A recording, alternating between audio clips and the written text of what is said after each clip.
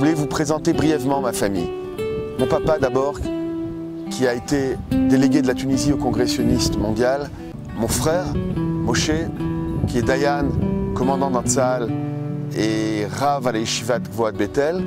J'ai besoin de vous le 26 mai, j'ai besoin de votre confiance, j'ai besoin de votre voix, j'ai besoin que vous sachiez que je saurai défendre les intérêts du peuple juif, que le monde reconnaisse qu'Israël est l'État le plus moral, le plus humaniste au monde, et pour dire enfin que Jérusalem est la capitale indivisible du peuple juif. Voilà la vue de Jérusalem. Regardez comme elle est belle cette ville. C'est la capitale éternelle et indivisible du peuple juif et de l'État d'Israël. Et personne, jamais, ne la séparera jamais. Im eshkachech Yerushalayim tishkach yemini, tidbag leshoni yechiki, im lo eskerechi, im lo ya'ale et Yerushalayim al rosh simchati. Mais ce qu'on aimerait avoir, c'est avoir un modérateur neutre, ce qui n'est pas votre cas, Vanessa. Je le regrette. Je suis pas d'accord, Meyer Habib. Ah ben non, mais vous avez tort. J'ai commencé d'ailleurs cette émission. Donc après avoir attaqué les Palestiniens, le droit international, vous attaquez celle qui intervient. Tout le monde a tort. Je vais vous dire quelque chose. Moi, je suis pas d'accord, Meyer Habib, avec ce que vous dites. Vous êtes député UDI de la 8e circonscription des Français de l'étranger. Vous avez le double passeport franco-israélien. Alors, comme une soixantaine de députés à l'Assemblée nationale. Comme une soixantaine de députés à l'Assemblée nationale. Comme une soixantaine de députés à l'Assemblée nationale. Parfois, je me demande si vous êtes parlementaire du Parlement français ou du Parlement israélien. Du Parlement français. Oui, mais ça. Mais je représente 150 000 franco-israéliens. C'est pas évident. Vous en déplace, entre autres. C'est pas évident tous les jours. Quand je vous entends. Les implantations juives de Judée-Samarie resteront pour leur écrasante majorité, pour l'éternité, implantations juives. Il n'y a pas de blocus à Gaza, il n'y a pas de blocus d'Israël, il y a tous les jours des milliers de camions qui passent. Le problème, c'est que je nous invite, nous, Français, à prendre exemple un peu sur la façon dont les Israéliens font respecter un peu l'ordre, la sécurité. C'est un blocus qui, rappelons-le, ne concerne que les produits en dur. Parce que imaginez ce qui s'est passé avec les Gilets jaunes, chez nous, en France. Sur la place de l'Étoile, où on a profané la République, où on a éborgné Marianne, où moi, en tant que Français, j'ai pleuré ce jour-là de rage en voyant les symboles les plus forts de notre République être éventrés et éborgnés. Manifestement, ça n'a pas fonctionné totalement au niveau, en tout cas, il y a 2 semaines de cela, au niveau sécuritaire. Donc, imaginez-vous ces hordes sauvages qu'on devrait laisser rentrer en Israël, rentrer dans des kibboutz. Ils essaient par tout prix de creuser des tunnels d'attaque pour tuer, améliorer notre renseignement. On doit prendre exemple sur certains renseignements qui fonctionnent bien. En particulier, je parle d'un pays que je connais bien, c'est les Israéliens. J'ai tweeté, j'ai le droit de tweeter, parce que c'était sur l'air de « à cause des garçons », et j'ai coté « oui, à cause des petites connes », parce que c'est bien le minimum qu'on puisse... Monsieur le député. Voilà. Mais c'est marrant, c'est scandaleux ce que vous faites. C'est scandaleux, vous attisez la haine. Vous attisez la haine. Monsieur le député. Je suis tellement triste de voir que nous, en France, on n'a encore jamais rien compris. Regardez ce qui se passe dans cette région. On ne va pas parler d'Israël 30 secondes, on va se parler autour d'Israël. 700 000... Écoutez, je ne vous ai pas dérangé, je n'ai pas dit un mot, alors je demande à ne pas déranger. Vous avez compris?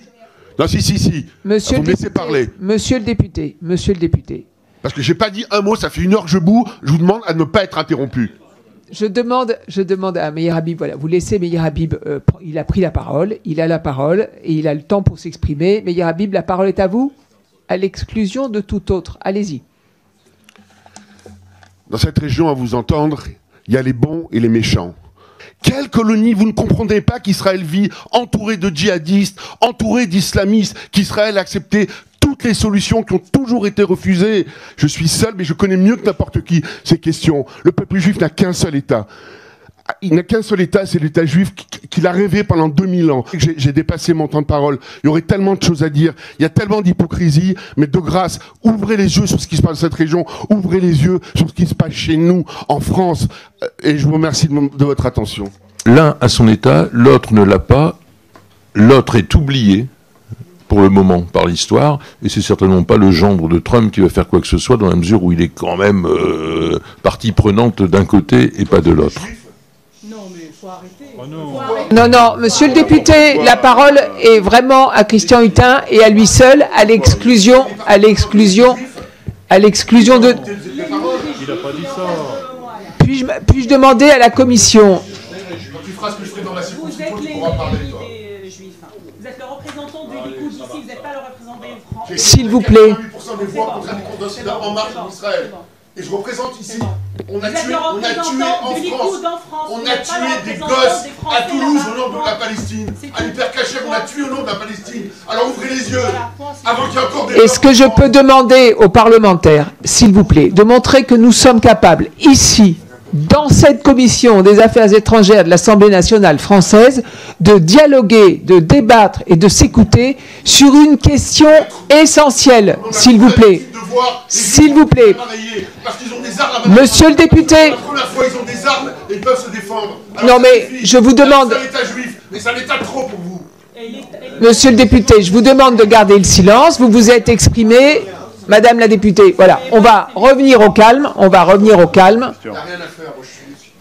On va revenir au calme. Je voudrais dire que je suis totalement solidaire avec mon collègue Meir Habib. Totalement. Et je voudrais vous dire même que je voudrais saluer le peuple juif. Et mon grand regret, c'est de ne pas être juif moi-même. Je suis totalement solidaire du peuple juif et d'Israël. L'État d'Israël et de Tsahal, et moi je ne suis pas le porte-parole des Israéliens, je suis député français, mais je connais bien les Israéliens, c'est l'armée la plus morale au monde.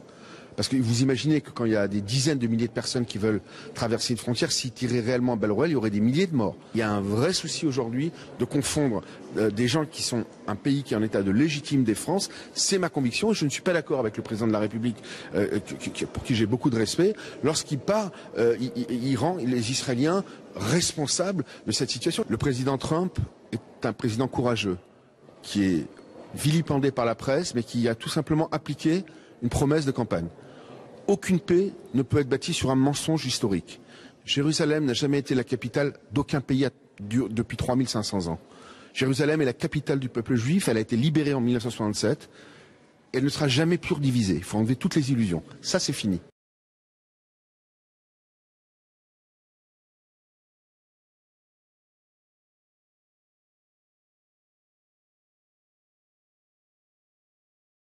Aucun avion ne peut s'y poser, aucun bateau ne peut y accoster, aucun véhicule ni aucune personne ne peuvent s'y rendre sans autorisation d'Israël ou de l'Égypte. Vous l'aurez compris, il s'agit de la bande de Gaza, la plus grande prison à ciel ouvert au monde, qui vit sous blocus depuis plus de 10 ans.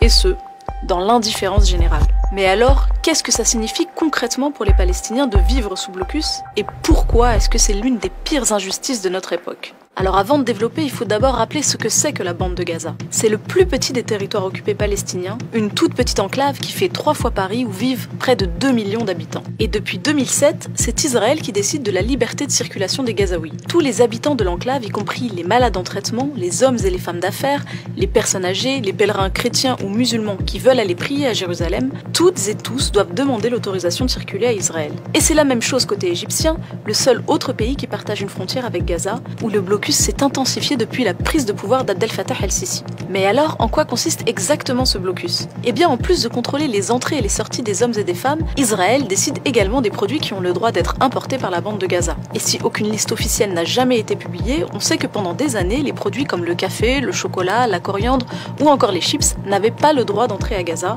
sous prétexte de lutte contre le terrorisme. Et évidemment, Israël a aussi décidé d'interdire l'importation de ciment, ce qui a ralenti considérablement la reconstruction après l'offensive de 2014. Mais ce n'est que la partie la plus médiatisée du blocus qui a en réalité un impact sur le moindre mouvement des Gazaouis. Et la nouvelle arme utilisée par Israël pour faire pression sur les Palestiniens, c'est l'électricité.